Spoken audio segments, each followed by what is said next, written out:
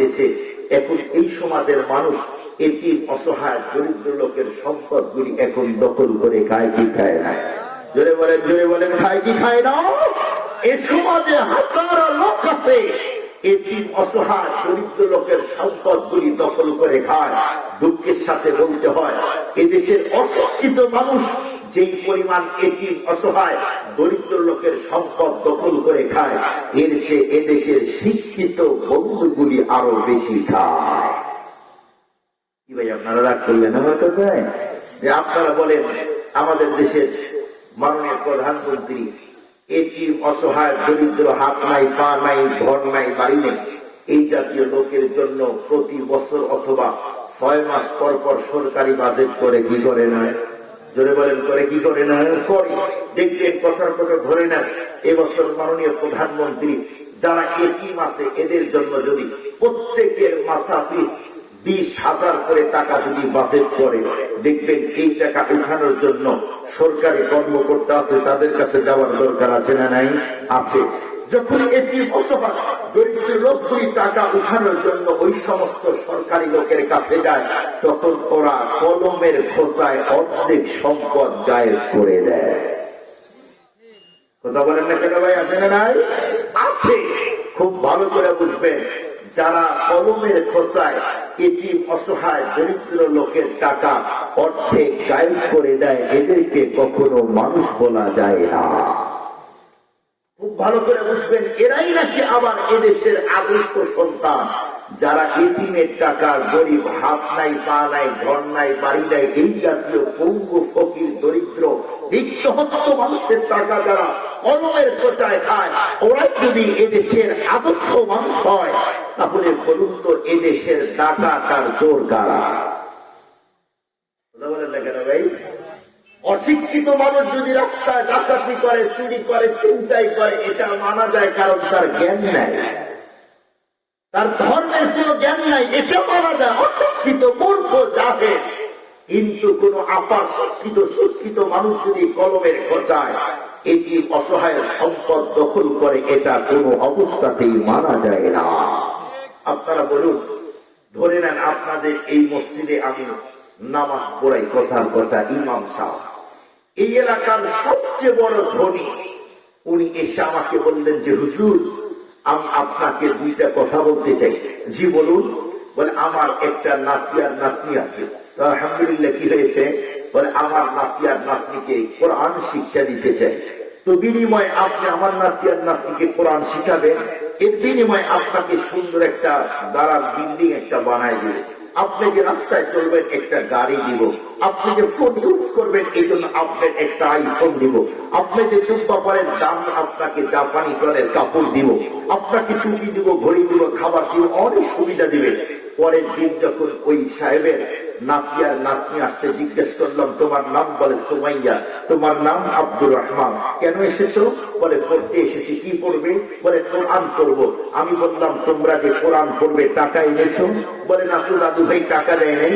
আমি বললাম যে না, টাকা ছাড়া তোমাদেরকে কোরআন হবে না, তাড়িয়ে দিলাম। দ্বিতীয় দিন আবার আসছে, জিজ্ঞাসা করলাম টাকা এনেছো? বলে না, তো টাকা আনি নেই, দাদু ভাই তো টাকা দেয় নাই, সিবারা কায়দা দিয়ে পাঠিয়ে দিয়েছে। আমি বললাম যে টাকা ছাড়া কোরআন হবে না। তৃতীয় দিন আবার আসছে, আবার তাড়িয়ে দিলাম। বলুন তো দেখি, যতই মসজিদের ইমামতি করে আমাকে কি মানুষ বলা যায়? কথা বলেন না কেন ভাই আপনারা? আমাকে কি মানুষ বলা যায় না? কেন? এই নাতিকে কোরআনের জন্যই তো আমাকে গাড়ি দিয়েছে, বাড়ি দিয়েছে, জামা দিয়েছে, খাবার দিয়েছে, সুবিধা দিয়েছে, মোবাইল দিল, আরো কত কি সুবিধা দিল। এরপরে টাকা চাইলে আমি যদি অমানুষ হয়ে যাই, সরকার যাদেরকে চাকরি দিল, গাড়ি দিল, বাড়ি দিল, আরো কত সুবিধা দিল, এই জাতীয় সরকারি কর্মকর্তাদের কাছে যখন এতিম অসহায় দরিদ্র মানুষগুলি সিগনেচারের জন্য যখন যায় টাকা উঠানোর জন্য, তখন ওরা কলমের খোঁচায় টাকা ছাড়া সিগনেচার করতেই চায় না। ওদেরকেও কখনো মানুষ বলা যায় না। খুব ভালো করে বুঝবেন। আপনারা বলুন, যারা কলমের খোঁচায় অবৈধ টাকা ইনকাম করে, ঘুষ নেয়, এরা কি মূর্খ মানুষ? কথা বলেন না কেন ভাই? কথা বলেন না কেন ভাই? আপনারা রাগ করতেছেন আমার কথায়? হ্যাঁ, সত্য কথা। টিকা হলেও কথা সত্য তো। এটা খুব ভালো করে বুঝবেন। এরা তো অনেক বড় শিক্ষিত, এরপরে সুদের টাকা, ঘুষের টাকা এরা দেয় কেন? ঘুষের টাকা খায় একটাই কারণ, ওর কাছে সব বিদ্যা আছে, আল্লাহর কোরআনে পাকের বিদ্যা আর জ্ঞান নাই। এদেশের হাজারো প্রশাসনের লোক আছে, 1 টাকাও ঘুষ খায় না, আমাদের কাছে খবর আছে। এদেশের হাজারো সচিব আছে, 1 টাকাও অবৈধ ভাবে খায় না। তার মানে খায় না কেন? ওরা যদিও আপার শিক্ষিত, এরপরেও তাদের অন্তরে আল্লাহর ভয়, এমনকি আছে আল্লাহর কোরআনের জ্ঞান। কথা বলেন না কেন ভাই? এই জন্যই তারা দুর্নীতিও করে না। এই জন্য আপনাদেরকে বলতে চাই, সন্তানকে ডক্টর বানান, সমস্যা নাই। সন্তানকে ব্যারিস্টার বানাইতে চান, সমস্যা নাই। আমরা তো চাই মুসলমানের সন্তান পৃথিবীতে সাহিত্যিকতা 1 নাম্বার হোক, তথ্যবিদে 1 নাম্বার হোক, যত ডিগ্রি আছে সব দিক দিয়ে মুসলমানের সন্তান নাম্বার 1 হোক। কিন্তু আপনার সন্তানকে ধর্মের জ্ঞান দিবেন না, এটা হতে পারে না। আজকের আমার বয়ানের দ্বিতীয় টার্গেটই হলো, এই তো এখন অল্প দিনের মধ্যে শাওয়ালের 8, 9 অথবা 7, 8, 9, 10, 11 এর মধ্যে এখন মাদ্রাসাগুলিতে সন্তানদের ভর্তি চলতেছে। আল্লাহর মেহেরবানিতে আপনাদের অনুরোধ করে বলতে চাই, এই মাদ্রাসাগুলিতে সন্তানকে হাফেজ বানান, এরপরে জেনারেল লাইনে দেন, সমস্যা নাই।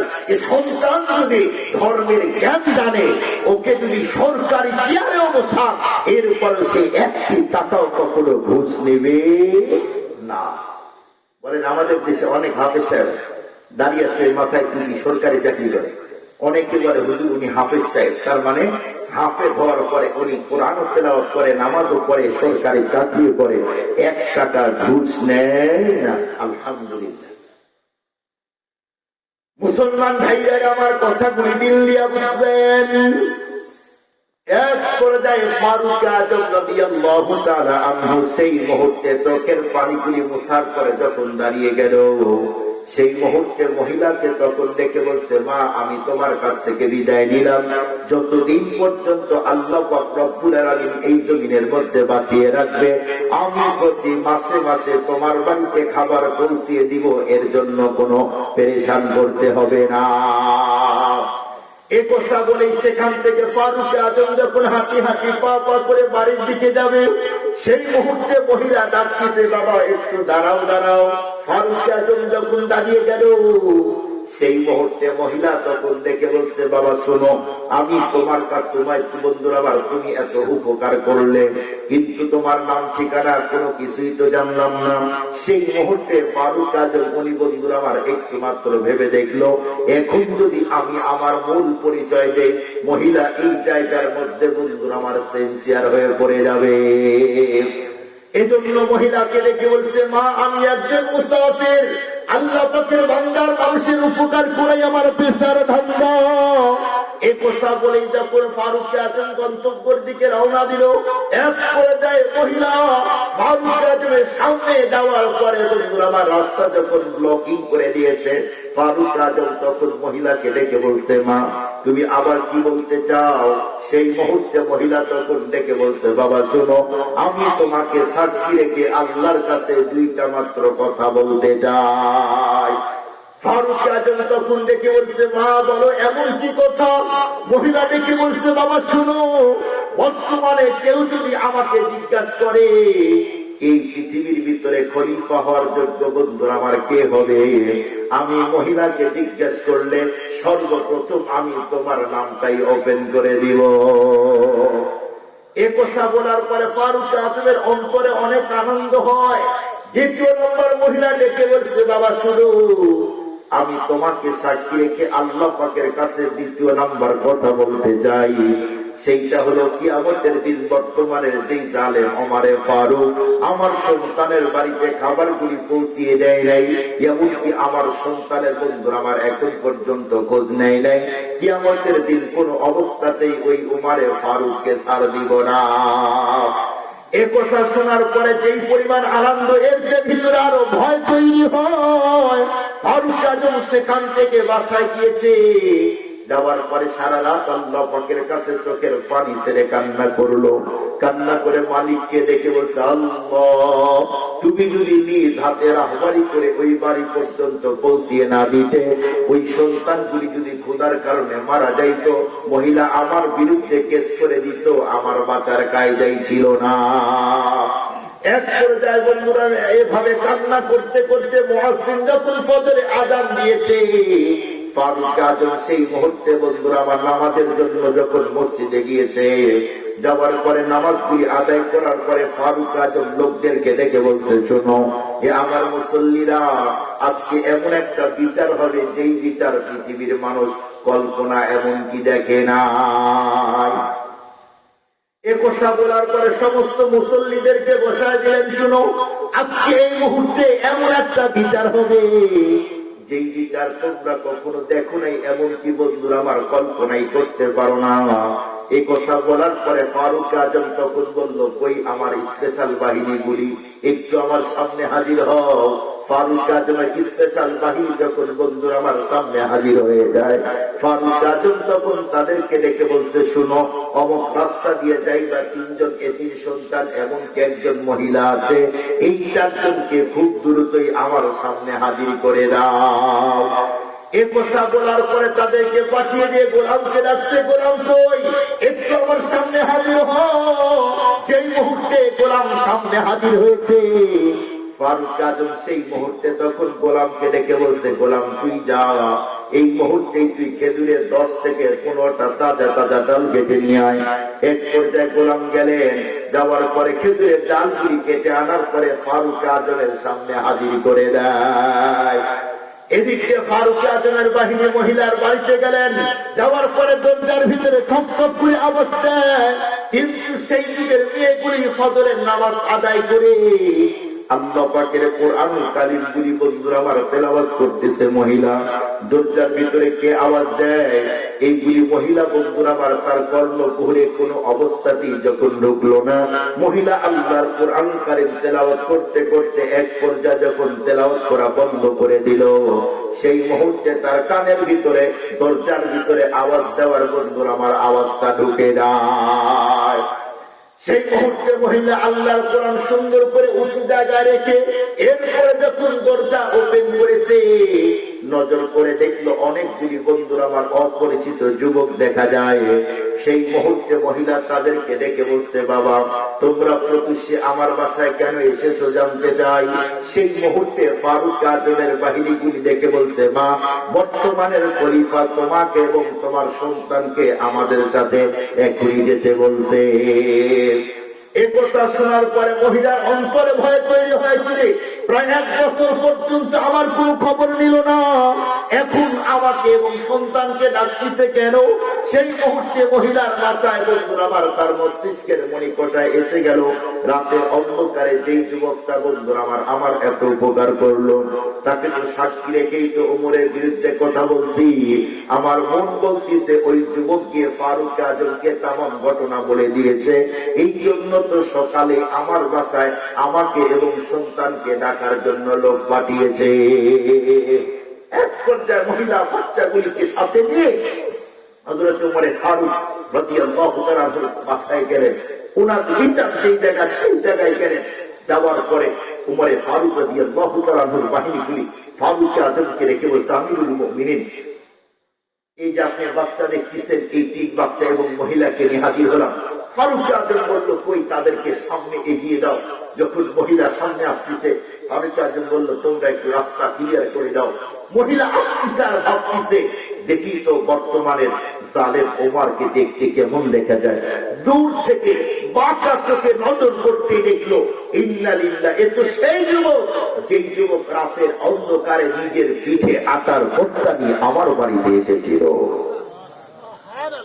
মহিলার বিশ্বাসই যেন হয় না, এটা আমি কি দেখলাম। চোখে একটু ডলা দিয়ে আমার যখন সেকেন্ড বার তাকিয়েছে, দেখলো হ্যাঁ এ তো ওই যুবককেই দেখা যায়। যখন সামনে আসলো, ফারুক আজম চেয়ার ছেড়ে দিলেন, বলল মাগো এই চেয়ারে বসার যোগ্যতা আমি ওমরে ফারুকের নাই, তুমি আমাকে দেখো চিনতে পারবে, রাতের অন্ধকারে গিয়েছিলাম, ওমা আজকে আমি তোমার কাছে এই যে খেজুরের ডালগুলি দিলাম, তোমার সন্তানের খোঁজ না নেওয়ার কারণে, ক্ষুধার কারণে তোমার সন্তান যে পরিমাণ চোখের পানি ছেড়ে কান্না করেছে, আমি ওমরের শরীর থেকে ওই পরিমাণ রক্ত এখন তুমি বের করে দাও। আপনারা বলুন ফারুক আজম রাদিয়াল্লাহু তাআলা কি এই চরিত্রওয়ালা মানুষ ছিল? নো। ওমরে ফারুক কান্না করে আর বলছে, মা তুমি যদি আমাকে মারতে মারতে রক্তাক্ত করে দাও, এমনকি হত্যাও করে দাও, আমি ওমরের কোনো দুঃখ আর কষ্ট নাই। ও মা তুমি আমাকে আঘাত করো, মারো, এরপরেও কিয়ামতের দিন আমি ওমরের বিরুদ্ধে আল্লাহর কাছে কেস করে দিও না। আমি আল্লাহর দরবারে দাঁড়ানোর কাঠগড়ায় দাঁড়ানোর যোগ্যতা আমি ওমরে ফারুকের নাই। আপনাদেরকে ঘটনা দিয়ে বুঝাইতে চাই, বলুন ওমরে ফারুক রাদিয়াল্লাহু তাআলা এই যে জীবন পরিবর্তন হলো, সেই যুগের বিদ্যা নাকি আল্লাহর কোরআন? একটু জোরে বলেন, জোরে বলেন। এমন হাজারো ঘটনা আছে, আমাদের দেশেও আছে। 30 জন 50 জন মানুষকে হত্যা করেছে, যে কোনো একজন আব্দুল্লাহ আল্লাহ ওয়ালার দরবারে গিয়েছে, এখন টুপি পরেছে, দাড়ি রেখেছে, জুব্বা পরে, পাঞ্জাবি পরে, স্ত্রীকে পর্দায় রেখেছে, মানুষ খুন করার পরেও এখন আল্লাহ তার জীবন পরিবর্তন করে দিয়েছে একমাত্র আল্লাহর কোরআন। কথা বলেন না কেন ভাই? আপনাদের এই অঞ্চলে আছে কিনা এই জাতীয় অনেক মানুষ আছে না নাই? যে লোকটা আগে সুদ খাইতো, ঘুষ খাইতো, অন্য পথে চলতো, অন্ধকারে রিপুর পথে জীবন কাটিয়েছে, এই জাতীয় লোক আল্লাহর কোরআন আল্লাহ ওয়ালাদের কাছে আসার কারণে, ধর্মের জ্ঞান কোরআনের জ্ঞান অর্জন করার কারণে, বলুন তো আল্লাহ তাদের জীবন পরিবর্তন করেছে কি করে নাই? করেছে। মনে রাখবেন, অন্ধকার যেখানে আছে, এই যে আপনারা লক্ষ্য করে দেখেন, আমাদের এই জায়গায় পুরাটাই আলো। আপনারা আমাকে দেখতেছেন, আমি আপনাদেরকে দেখতেছি। বলুন তো দেখি এটা কিসের মাধ্যমে? একটু জোরে বলেন। আলোর মাধ্যমে, এই বাল্ব, এই বাতির মাধ্যমে। মনে রাখবেন ওই জায়গায় অন্ধকার, তার মানেই হলো ওখানে কোন লাইট আলোর ব্যবস্থা নেই। যেই জায়গায় জাহিলিয়াত ধর্মহীন মানুষ, অন্ধকারের পরাচ্ছন্ন নিমজ্জিত মানুষগুলি আছে, ওই জায়গায় আল্লাহর কোরআনের বাতি জ্বললেই বেদাতি শিরকওয়ালা বেদাতওয়ালা এমনকি বিধর্মীরা সেই জায়গা থেকে পালিয়ে যাবে।